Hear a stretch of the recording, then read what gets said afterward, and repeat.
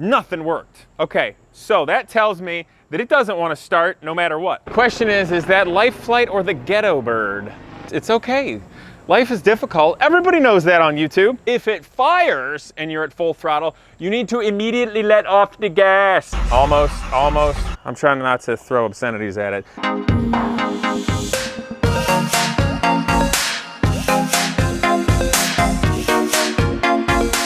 What's up, people? I am not at the garage because my buddy Connor has got a 67 Camaro and he's not a carburetor guy, and this is his first cool car and he's had it forever.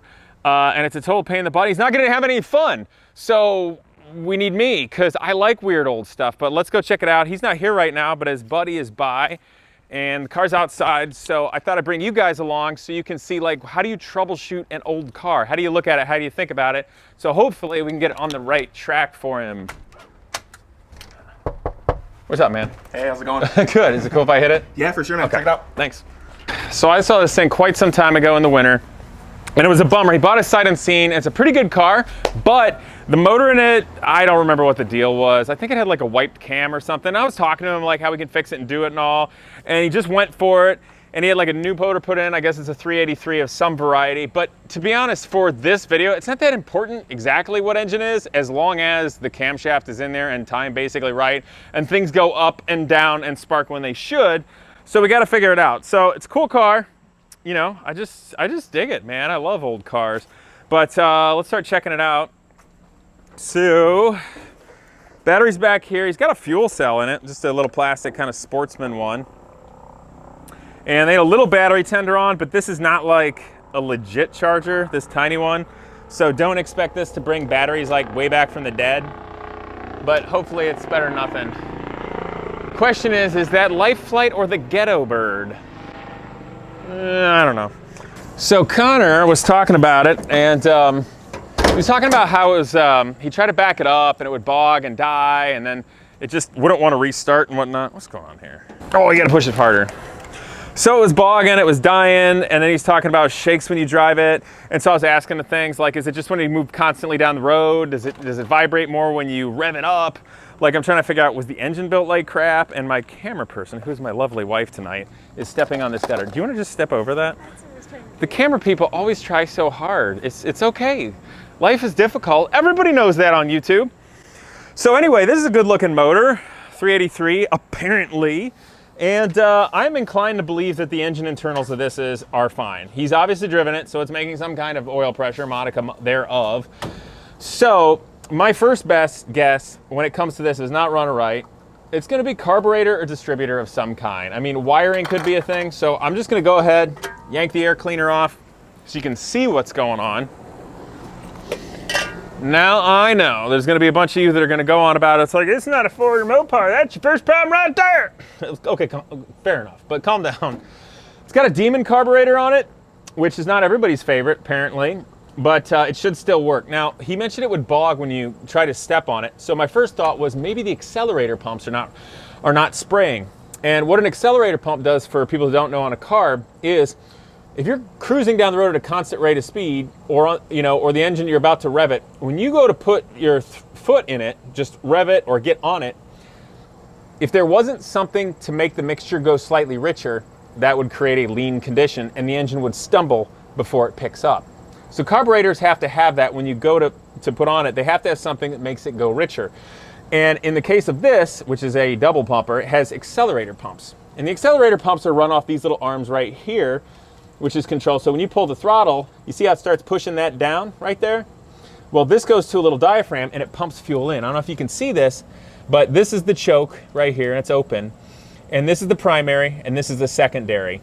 Primary being when you first start opening the throttles, these two butterflies open, and then when you get like halfway or 60% of the way, the second one's open. That makes it a little smoother and easier to drive to still get full throttle of all 4 butterflies. But with regard to the accelerator pump, I want you to look right here, right where that gold screw is, and here you're gonna see it pump. I'm gonna push down on the accelerator pump. See that? Squirting fuel. That's how you know the accelerator pump is working. Now, the way to adjust it right here, this happened to me on a Cheetah years ago, it was stumbling. This adjustment is for the accelerator pump to push down. If it was up too high, then it wouldn't be pushing the accelerator pump right when you do that. So I can feel already the accelerator pumps are working no problem. Something I can see though, if you want to come to this side, is that obviously this is an electric choke carburetor variety, which is not my favorite thing. And it's supposed to be all cool and all. And this right here operates the choke flap, this being wide open.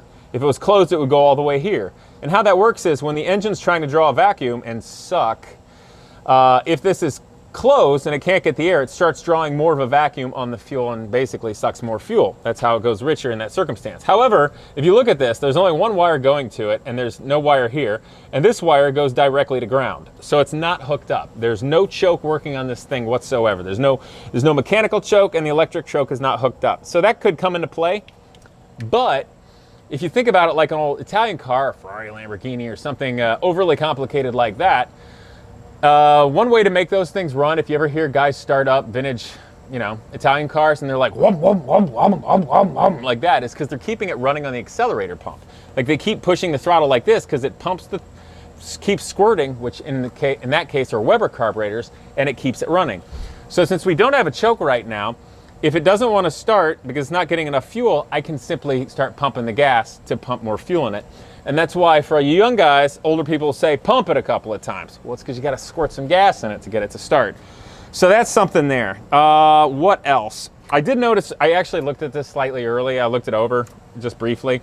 This wire, which is the tachometer lead to the coil, and on this car, you got your distributor right here, but the coil is built into the top. It's easy, it's kind of nice. You don't have a big round coil somewhere else, but this had a lot of frayed wires. It was done kind of wonky, so I just trimmed that off with my Swiss Army knife. I didn't want it to short out. And actually, well, that's fascinating. I thought I heard arcing. No, I guess not. Okay, so that's that. Now, I didn't bring hardly any tools. I just wanted to assess it and show you guys that. So, I know it squirts fuel at least, and I know you can open the throttles, and it allegedly makes spark. So I want to get in there and crank it over and see if we can get it to fire or run and just see what we got. So come on over here and watch the engine. Who knows? Maybe it'll burst into flames. That would be exciting. Do we have a fire extinguisher? Yeah. I could pee on it. That's what I meant. Okay. He said that's what he meant. Okay, you guys. Actually, come on over here. I want you to see my feet and whatnot. Okay, so here's the car. We got everything going on, sitting here. Everything's all over the place, but allegedly it works. This is the fuel pump. I can hear it running, and obviously it was squirting fuel. So I know there's enough fuel in the float bowls. So for right now, I'm not gonna keep the fuel pump on. It doesn't need extra pressure. It's carburetor. It's just fuel sitting in the bowls. And I'm gonna crank it over that way. The reason being is I wanna be able to hear what's going on with stuff really well, and I don't wanna have to listen to that carburetor. The other thing I'm doing is I'm pushing the clutch, even though it's in neutral, to hopefully have less resistance on the starter so it doesn't have to turn over all the gears in the transmission as easy as well. So here we go. I'm gonna first start cranking it at idle, and then I'm gonna go from there. Almost. I'm gonna hold it like 5% open, nothing. I'm gonna go half throttle. Come on. Full throttle, pump some fuel. Come on. Come on. Wow, nothing. Okay, so what I just did there with my feet, you guys saw a lot going on. And by the way, this pedal arrangement is total super jank. Like you could literally push the brake pedal and hit the gas. That is terrible. Connor, we're gonna fix that, okay? What are you thinking, dude? Anyway, obviously I can smell gas, but it's working on old cars. So the first thing I did is I tried cranking it over at idle, just to see if it would suck and fire that way. It didn't really want to. Then I decided to hold it open like 10%. It almost kind of like sputtered, but nothing. Did 50%, just holding it. It's barely squirting any fuel, it's just a tiny bit, holding it. And then I held it at full throttle. Now, you guys might freak out about trying to start a car at full throttle, but the reason for that is when you open the butterflies all the way, that will create the most lean condition. So if it's already sprayed a bunch of fuel in it and you go full throttle, you are more likely to get the mixture you need to start up. Now, if it fires and you're at full throttle, you need to immediately let off the gas, okay? Duh. So, if you're gonna do that, make sure you got a throttle return spring and it's working properly, otherwise bad things can happen. Now, the other thing I did, when none of that worked and it just kind of sputtered a little bit, I started pumping the crap out of it. Pumping a little bit, pumping fuel in it, and kind of but not, and then I pumped it a bunch more. Nothing worked. Okay, so that tells me that it doesn't want to start no matter what. I know there's fuel getting to it. but it did sort of kind of fire. It was like, it was like coughing to life. Okay, so there's a couple of things that could be going on here right now. It's possible that a bunch of spark plugs are fouled. That's a thing. At which point I have to take them out and clean them or replace them. But there's also a good chance that it is not timed right, the ignition timing. I can literally loosen right here, if you want to come over here and look. There's this probably 9/16 inch nut here. I loosen that up, and there's a little paw that pushes down the distributor to lock it. If I loosen that slightly, I can turn the distributor left or right, and that either advances it or retards the timing. If your ignition timing is way off, it's going to cough, it's going to sputter, it's not going to do its thing, it's not going to be happy. Now, I didn't bring a timing light, but what I can do, if I want to start screwing with that, I can put a little magic marker, you know, like a Sharpie marker on it, so I can put it back, and if you know which engine you got, you turn it one way goes advanced, one way goes retarded. I'm only going to do a tiny, tiny bit. You start going a little bit to see if it'll catch and go.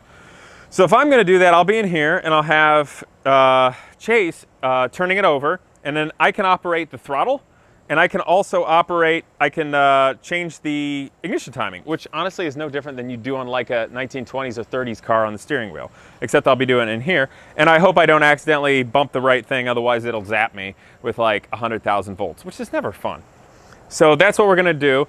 And if that doesn't make it happy, it's probably fouled the spark plugs, at which point I would do the old farmer trick of pulling the wire off of the coil and forcing the electricity to shoot a bigger gap, which kind of makes it momentarily hotter on the plugs, and you can sometimes get through. But I can't do this on this because it's got a coilover thing, because they're trying to be all fancy and sophisticated, and they're ruining my farmer tricks, and that ticks me off. So, Chase, should we screw with the timing? Let's do it. You got a 9/16 inch wrench I could borrow, like an open end? Yeah. Cool. Oh, we're gonna drop all the tools down the air conditioning. Maybe it's 5/8. It might be 5/8. Right the first time. May I give that to you? Thank you. We'll get a Sharpie marker. I think I'm good without it. I can just eyeball and remember where it is. If I stand right here, the part that holds it on is right above that. So I just got to remember that. All right, that's there, that's there. Okay. So I'm going to loosen this just a little bit. When you do this, you don't want to loosen it all the way, because you got to hold the distributor down so that the gear on it that's meshing with the camshaft doesn't like push the distributor up. Okay, so that's moving. Okay, so that moves pretty easy. So what I'm gonna do is I'm gonna snug this just a little. I don't want it to move that easily. You know what I mean? I don't want it to be running and like move all over, and I don't want the distributor trying to escape. All right, so I'm just gonna snug that up, because now I can turn it and it can run just fine with it right there. So we're cool. I think, okay, this is where I'm gonna be stupid, you guys. I actually haven't done this on a small block Chevy in like a year. I can't remember if the distributor, when you're looking, the rotor rotates clockwise or counterclockwise. I think it's clockwise. So I'm gonna go with that and feel it, and then I'll tell you why I know just by feeling it if I'm advancing it or retarding it. It's gonna be fascinating. And the other thing too is, don't necessarily do what I'm doing unless you've done this before and can really feel and know it, because you can easily advance the crap out of it and make it ping and screw things up. So this is what I'm doing now to troubleshoot it and get it close. I still want to throw a timing light on it and get it happy. Just throwing that out there. Should we give this a go? Yeah, let's go. Okay, hold up one sec, don't get crazy. Now, if it rotates clockwise, if I turn the cap counterclockwise, that's advanced. If I rotate it in the same direction the rotor's turning, that is retarding it.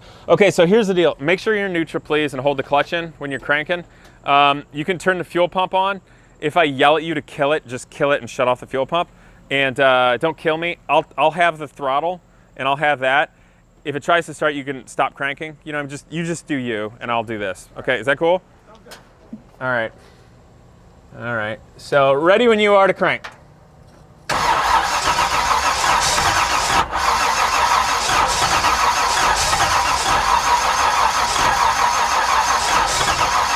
Come on.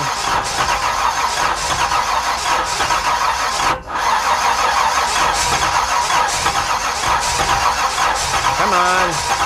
Ow.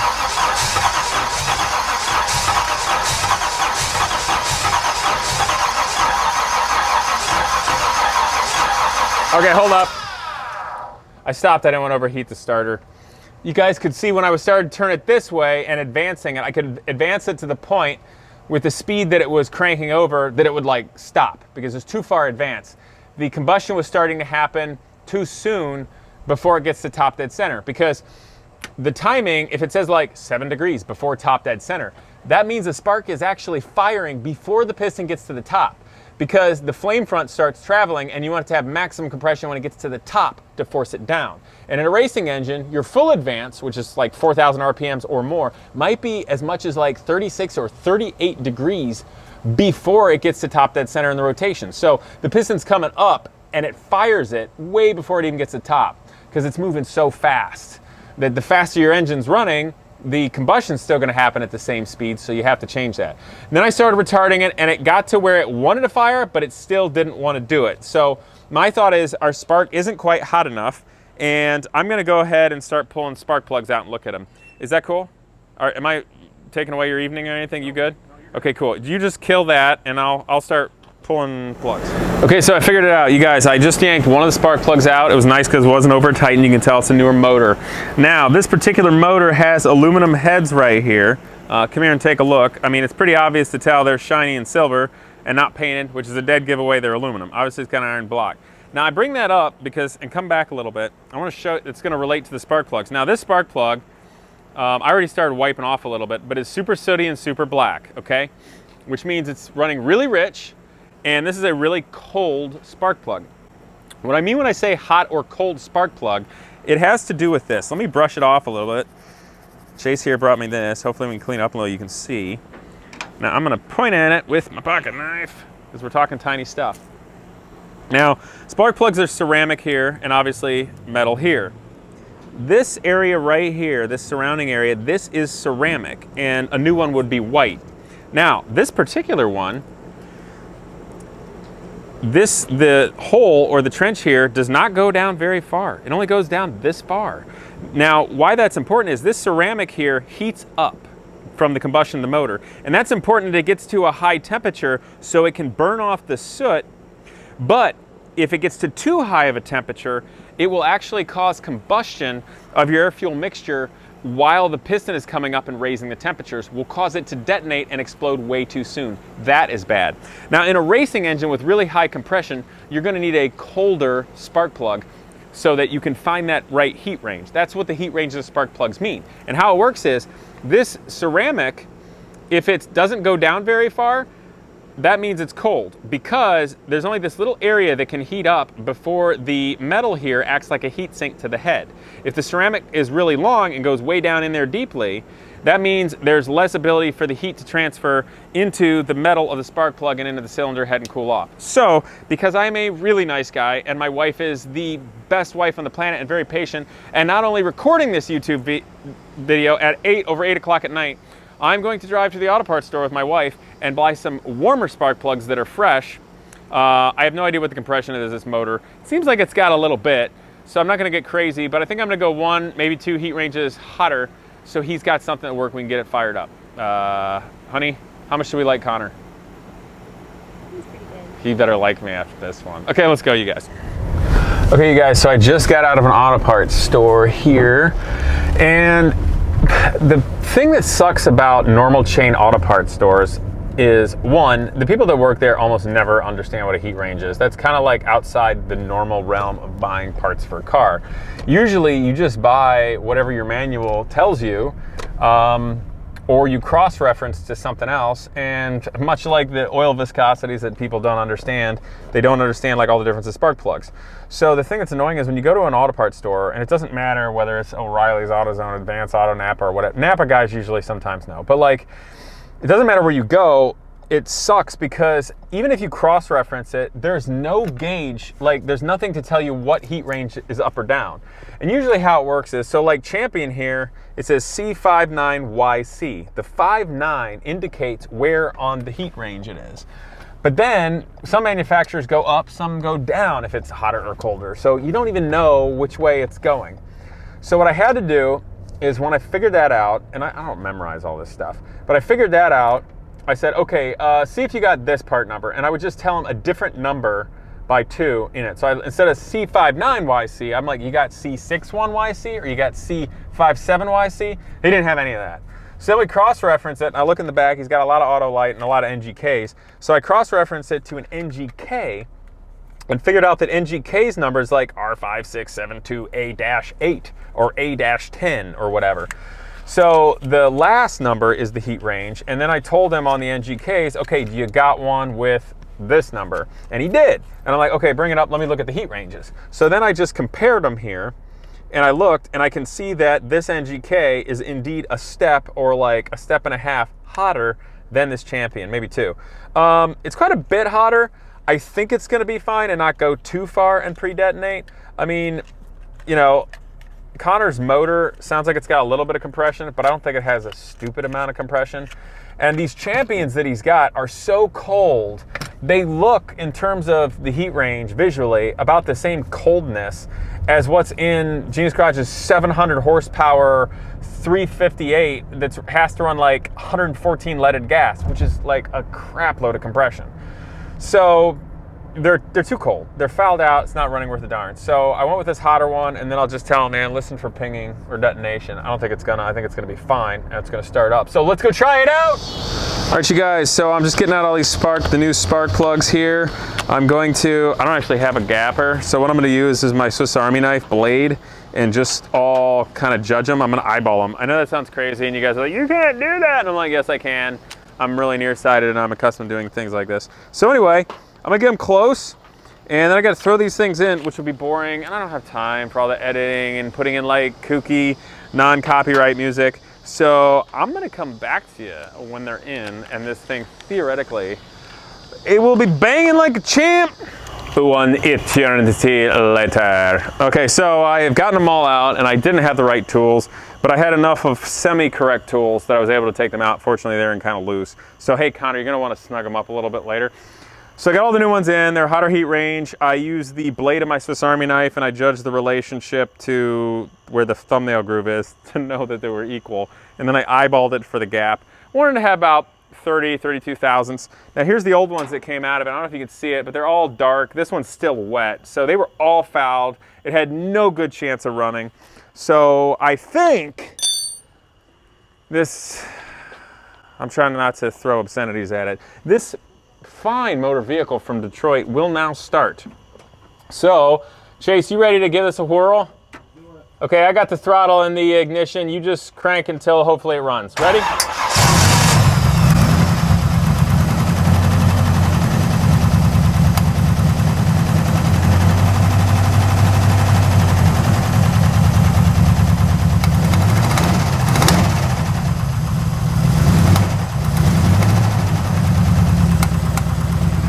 We got oil pressure and everything? We got oil pressure, everything cool, or can you not see it?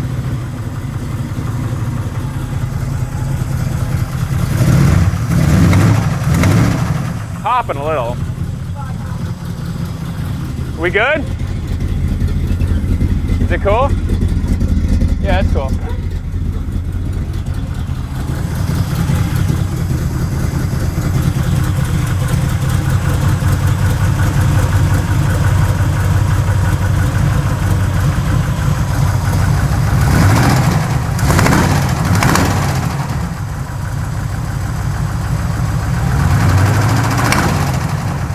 Sounds pretty terrible. What's up with that?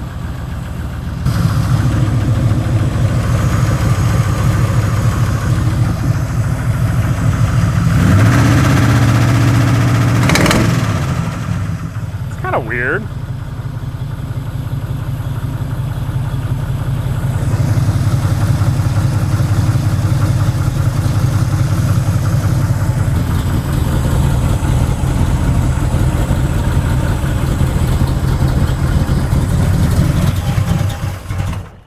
Well, heck.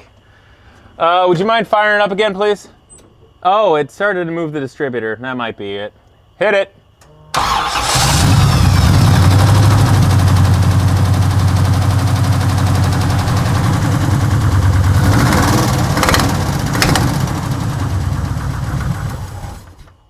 Wow, what in the hell is going on with this thing? It is was it popping out the carb a lot when you guys were running it? A little bit, yeah. Huh. Let me go more retarded on it. Go ahead and fire it again. Oh, stop, stop, stop. Okay, go ahead and hit it now. Damn. Again, please. Is that it? That's it. It doesn't want to go anymore? Again, please.